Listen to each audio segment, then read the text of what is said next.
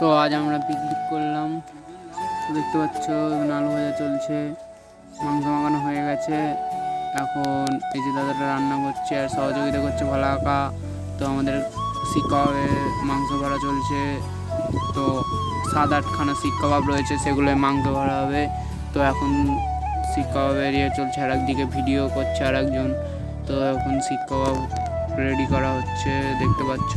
এতে দেওয়া রয়েছে একটু হলুদ ও আদা বাটা ও মশলা, লবণ, তেল, এগুলোকে দিয়েই উনুন যে আমরা বানিয়েছি ইট দিয়ে, দেখতে পাচ্ছ মাংস মাখাচ্ছে। এবার দেওয়া হয়ে গেছে, এগুলো ভালো করে পুড়ানো হচ্ছে। তো একটা তোলা হয়েছে টেস্ট করার জন্য।